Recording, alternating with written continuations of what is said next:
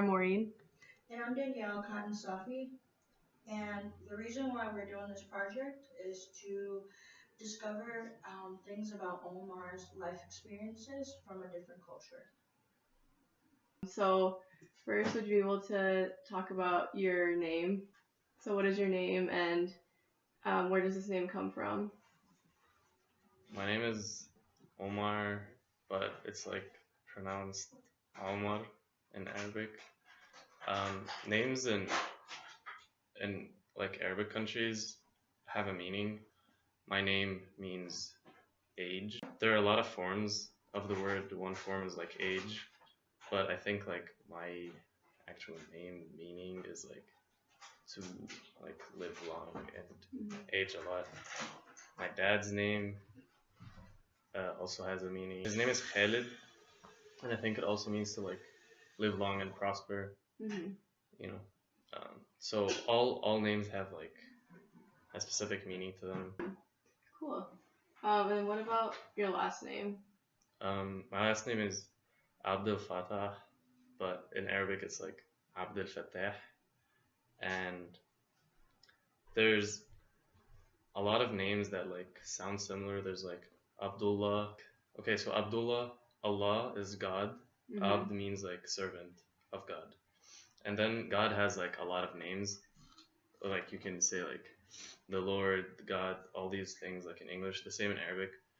I think there's like 100 names, like, or 99.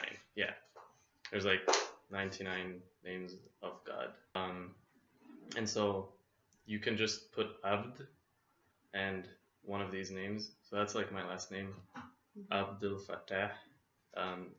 The Fatah means opener, literally means opener, but like in this connotation it means like opens like opportunities and paths in life.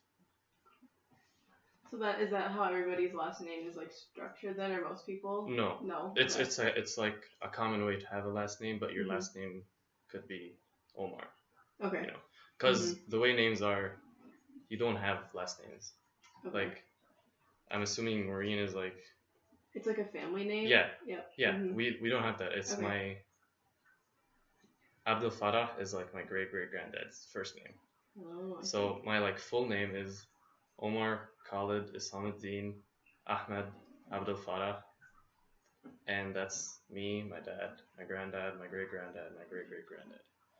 And so my great granddad was Abdelfatah something, you know. So that's how names go. And you take your dad's name, not your mom's name. So kind of transitioning then, were you born in Egypt? And are you from Cairo? Yes. Okay. Yes. So you grew up there. So we're in a class about culture and family. So we would like to hear about how you would describe your culture growing up there, and like some significant like life experiences growing up that are different from what you've seen here. Growing up, you don't really get to do much as a kid. Like, you don't have the opportunities to like go get a job at an ice cream store when you're like 14 or whatever. You don't really get any experience until you graduate from college and get a real job.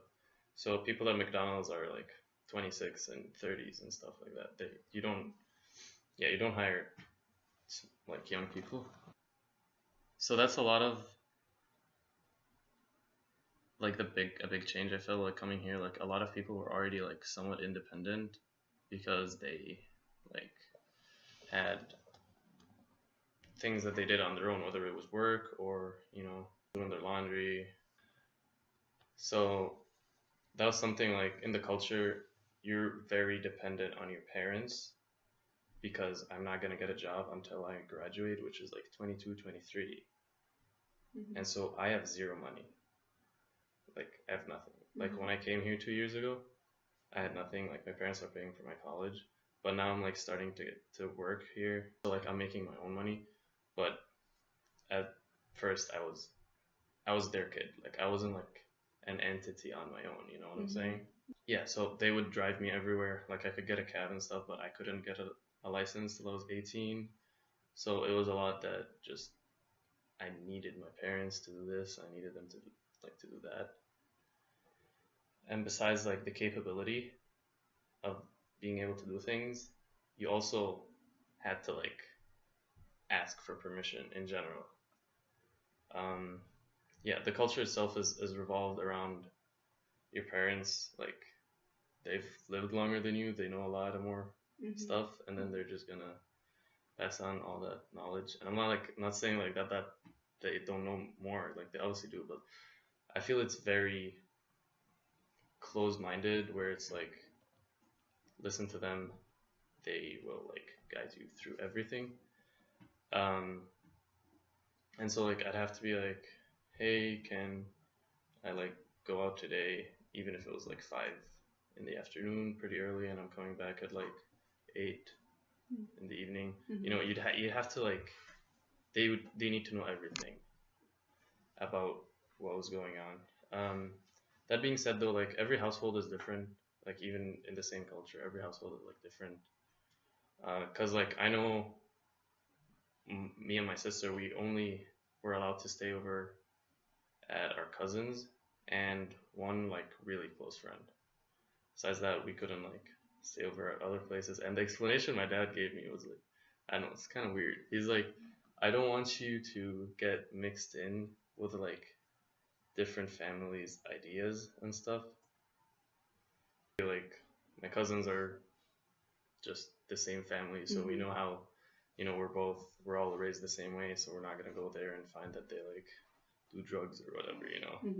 And so yeah, it's like don't go stay over at like that guy's place, so that, you know, you might just see a different ideology with the parents and then realize that, you know, makes me start thinking differently.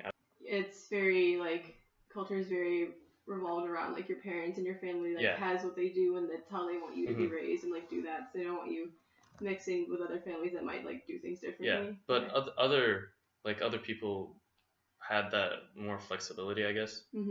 But yes, mostly I think if you want to like generalize, then yeah, you are like you're their child, and so you're basically just gonna do everything based on them. So I guess you do have a sister, right? Do you have any other siblings? No. Okay.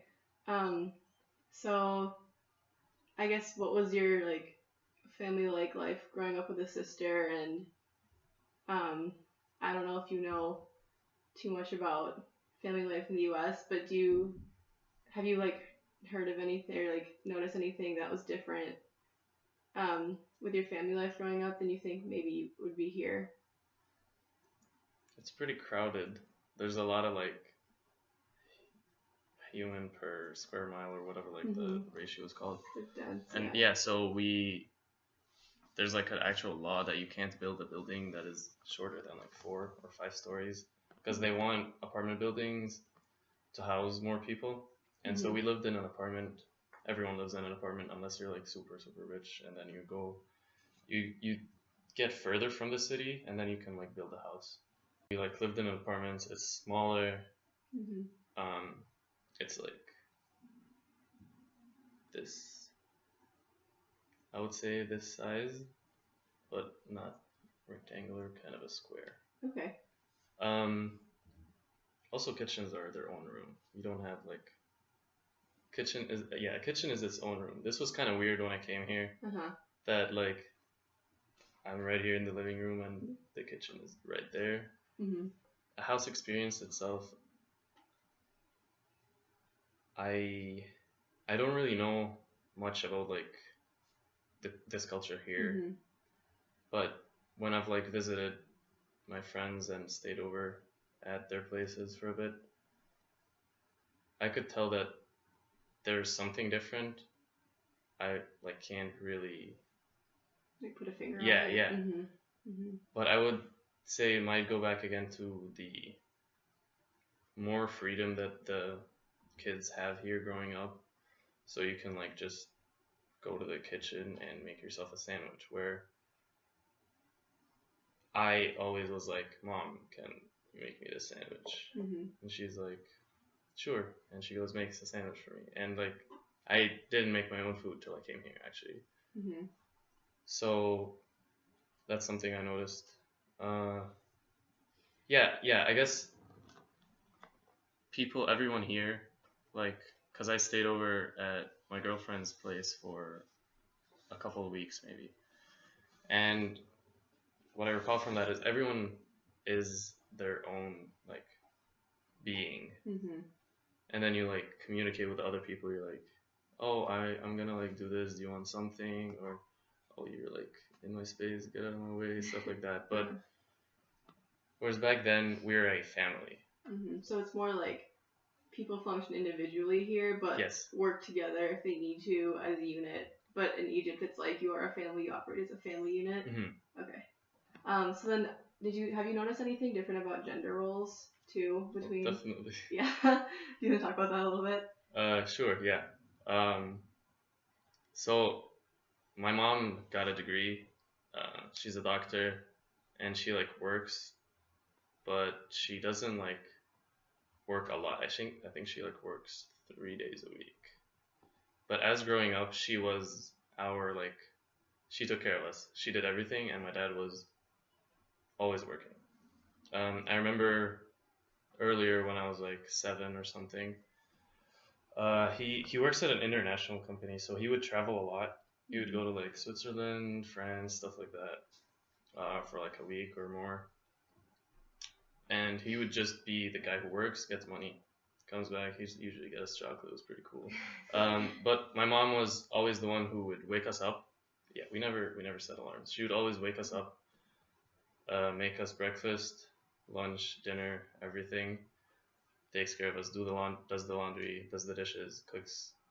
My dad never did the laundry in the last 20 years. I don't think that happened once, unless my mom was like traveling on her own. She cooks every meal. Yeah, she goes, buys like groceries, and then comes home, gives him like the receipt, and then he's like, okay, here's the money, thanks for like getting this, because he makes a lot more than she does. But she can like there are families where the mom is like works. But what happens then is they just hire a maid and a driver, and they hire everything. So let's say here's like the lower class and like upper class. There's like super many people here. In the lower class, there's like quite a few here, and then this guy is just scattered all around. There isn't like a set defined middle class. The poor people, I don't really know how they live. They make it through somehow, but yeah, they just eat bread every day, I guess. I really don't know, so I'm not gonna like talk about them, but it's like a rough life for them. Yeah. The super rich people, like I said, they just get away from the city. They have a house, a maid, maybe two, one to like clean the house, the other one to like cook and take care of the kids, and then a driver, maybe two drivers, depends on how many cars they got. These drivers will just be like, hey, let's go go play soccer or something. The kids, like, they drive them around, and then okay, I'll wait for you for the next 2 hours. They literally just sit in the car, fall asleep. Then the kid comes out, they take him back home, and then that gives the mom freedom to work, like have a real job from like 8 to 4 or whatever, and then go out with her friends later, things like that. But if that's not the case, which was me growing up, then my mom was like always home. Yes, I think it was just 2 or 3 days a week that she would just work from like 10 to 1, something like that. It was just very short. But yeah, she works like at a government hospital, so that pays like nothing. If she had like her own private like private practice. Yeah, private practice, and like saw her own patients and then got paid, that pays like way more. Like doctors get paid a lot, but because she works with the government, then it's like cheap stuff. But on that other side, she has like all the free time to like take care of us, all that stuff. We're gonna again transition a little bit. So now that you've been in the U.S. for college, and you've been here like over the summer for the 4th of July and some other holidays, have you noticed any differences or similarities in the ways that people here celebrate their cultural heritage versus back at home? You guys drink a lot? Well, Too we much. we don't drink because like the history of Egypt, we started off as a Coptic. Coptic is like a form of Christianity, I think.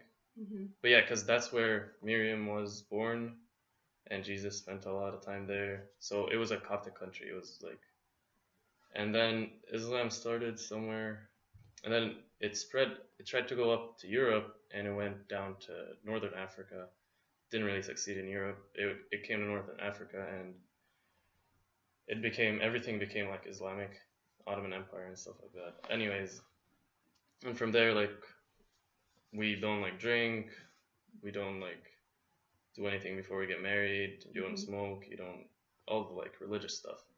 And so when we celebrate our like national holidays, okay, a lot of celebrations are very family oriented as well. So you're like, okay, here's like mom, dad, son, and daughter. Let's group up with our cousins, and then the other cousins, and second, third cousins, and then you get 40 people in one like place, but it's all family. Like, Ramadan is a month in the lunar year where we just fast, so we don't eat anything or drink anything till the sun sets.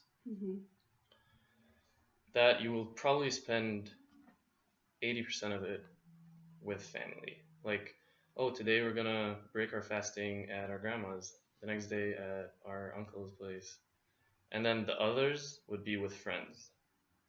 But most of the celebrations, whether it's like the Prophet's birthday or Independence Day, that is all very family. Like, oh yeah, we haven't seen your grandma in a while. Let's go next weekend. There's nothing big. So we will have like street lights, but no fireworks, nothing like big and fancy. So more like you celebrate with your family, you do stuff together, like your own traditions or whatever. Like Christmas. So you know how Christmas it's the spirit of Christmas. You're not like going out and partying every night and like fireworks and just, it's, you walk around with a winter coat, you see people and you're like, have a Merry Christmas, everyone, and then you go see your grandma. I feel like this is the closest thing here that is to our like way of celebrating like holidays in general. Okay, that's interesting. So typically like most holidays are celebrated in that fashion in Egypt? Because I know here, so we have Christmas, we have Thanksgiving, and that's, I would say, generally pretty family oriented. And that's like you go around and see people and you say like Happy Thanksgiving, and then you go to your like your family's place. But other holidays like the 4th of July, that's a very like public holiday here. So like a lot of people do stuff with friends and family, but like there's like public fireworks, there's public like parades, stuff like that. Yeah, I actually don't think, like, when you bring up like the public, I don't think there's anything that is public.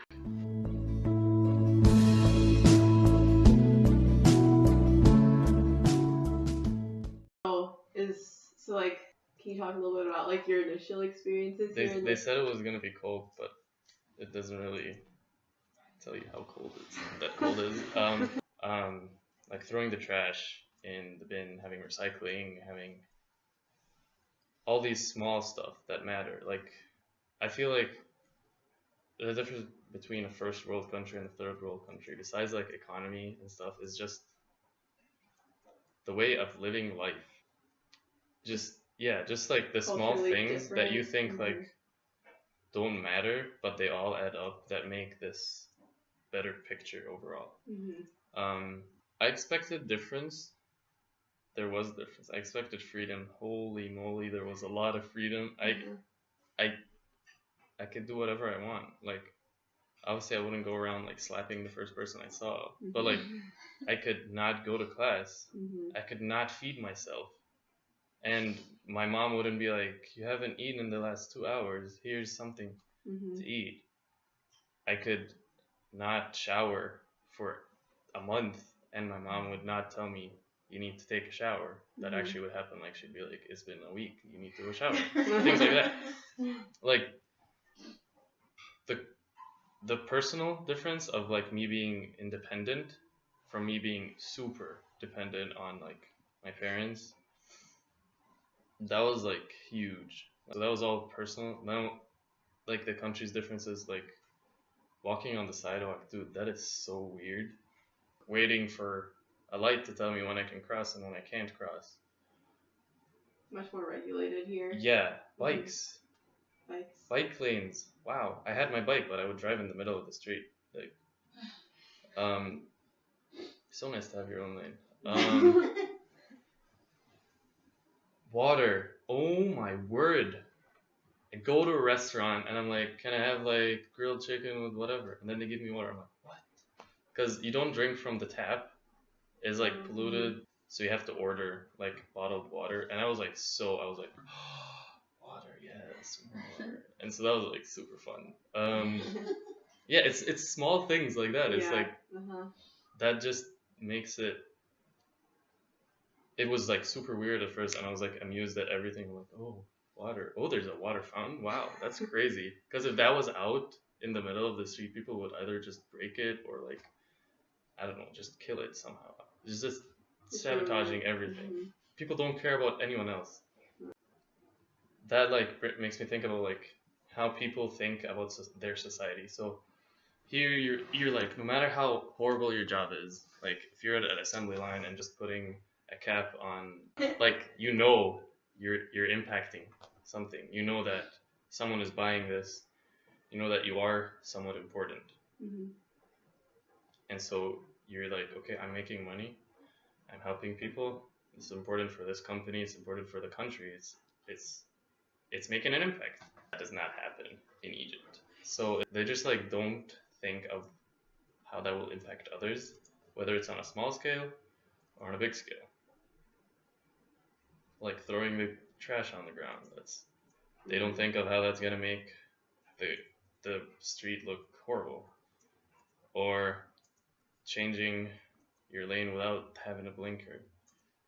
They don't think about how the other person might just scratch their car. It's just the mindset of, oh man, it's so frustrating. Like I was like living in the dark, but I was like, oh, things are like going bad. Like I don't really know what's happening. And then I came here and I'm like, you guys need to just think, and then everything will work. And then when I get home, I'm like so frustrated on how people are just so like illiterate, but it's not their fault. Like if you are born into this world, like into that kind of situation, and you see your parents like eating a bag of chips and then just dropping it on the ground, like it's not your fault that you do that. When you grow up, it's the system, it's the country.